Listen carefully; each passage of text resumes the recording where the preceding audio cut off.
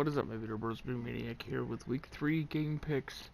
We are a day late due to personal circumstances. I will forfeit the Thursday night game. Sadly, right now we are currently 18-14 overall because we went 10-6 this week with our upset picks not really working out so well. As you can see, LA versus Dallas didn't work out. We should have picked Baltimore over Kansas City. The score differential on Arizona versus Minnesota is kind of funny because I didn't control that. But our big upset pick couldn't have been further from the truth. Okay, so week 3, as you can see, I already set it to Panthers beating the Texans, where the game's already decided. I probably would have picked the Panthers anyway. Texans kind of suck. And the Panthers have been on fire. The reason why I'm talking to this game, although it is already over, is to say Sam Darnold has been very impressive this year. And I hope Christian McCaffrey is alright. So, same with Horn. I heard Horn has multiple fractures. And he might be out a couple months. I hope not. He's a great young talent to watch. You have Colts Titans. I'm picking the Titans at home in this one. I'm not really looking for Julio Jones to pop off again. I think the secret star of this game is going to be Ferkser, or one of the other tight ends for the Titans. I think the Colts have a good enough defense to the point to where they're going to have to exploit that mid-game a lot, and I think the tight end's going to be key to that. Even if it's not receptions, I'm talking like blocking and stuff like that. It's going to be a good game. Falcons Giants, I'm picking the Falcons in the upset here.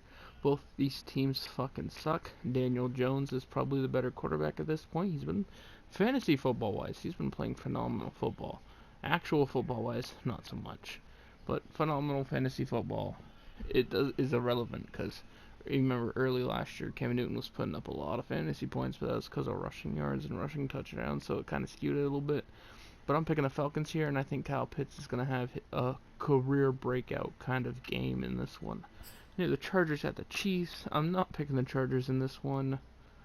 It's just too hard to pick against the Chiefs right now. Especially with Herbert playing well while simultaneously struggling. And I don't know how he's doing it, but he's doing it. He's making like perfect throws, but he's also, like, his stats are just terrible at the same time. It's really odd. Yeah, the Bengals at the Steelers. This one's probably a 50-50 toss-up right now. I'm picking the Steelers because I trust their O-line to pass rush a little bit better. Like, I think they can hold up against Cincy's pass rush a little better, is what I mean. You got Bears at the Browns, picking the Browns at home. Not much to say there. Justin Fields' first career start. Should be a good game. Ravens, Lions. I don't know, man. I don't even know if Jamie Collins plays in this one. It doesn't play in this one. It's gonna be embarrassing. Okuda's out. Oh yeah, Lamar might put up 40 fantasy points. Saints Patriots. This one's gonna be close, but I think it's the Patriots at home by probably like 2. I'm talking like 2 or 3 points. Cardinals Jaguars.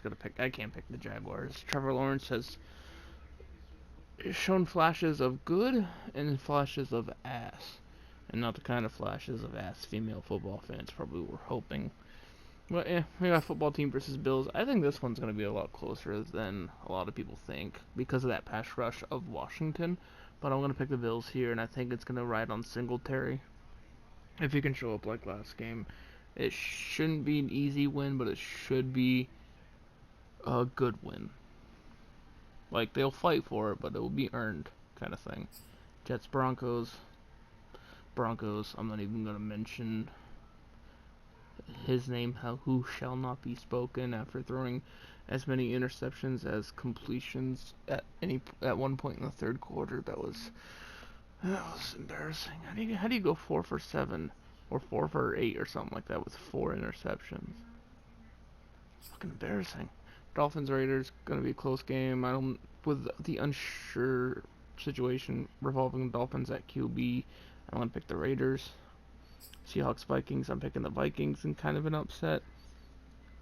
I actually like Herndon in this matchup. Herndon and Everett, I think, are gonna have really good games. Tight ends for both teams. Bucks Rams. Rams could very well upset here, but I actually like the Bucks front seven versus the Rams offensive line, and I think that's the difference maker there. I'm unsure about the status of Darrell Henderson, so I think that might open up the game at least a little bit for the Bucks. The Bucks struggle in the run game as well, but it's not because of injuries, just because they fucking suck currently. Packers, 49ers. I'm not sure if this is an upset, but I gotta pick the Packers. I won a fantasy matchup last week by like zero point 0.3 points because Aaron Jones put up 41 something points. It was fucking nuts. This one I think is gonna go Packers mainly because I don't even know who's gonna be tilting the rock for the 49ers. It's gonna be interesting to say the least. I'm gonna get the Eagles at the Cowboys. I'm gonna pick the Cowboys at home, although I do think the Eagles will make it close late. It should be a good one. Anyway, I hope you guys have a good day. I hope you enjoy this wonderful week of football, and I'll see you in the next one. Before I do go, though, I will say look forward to a possible Hitman 2 playthrough on the channel coming. Now that I have sorted out a lot of personal business, I'm looking to upload at least 2 to 3 times a week.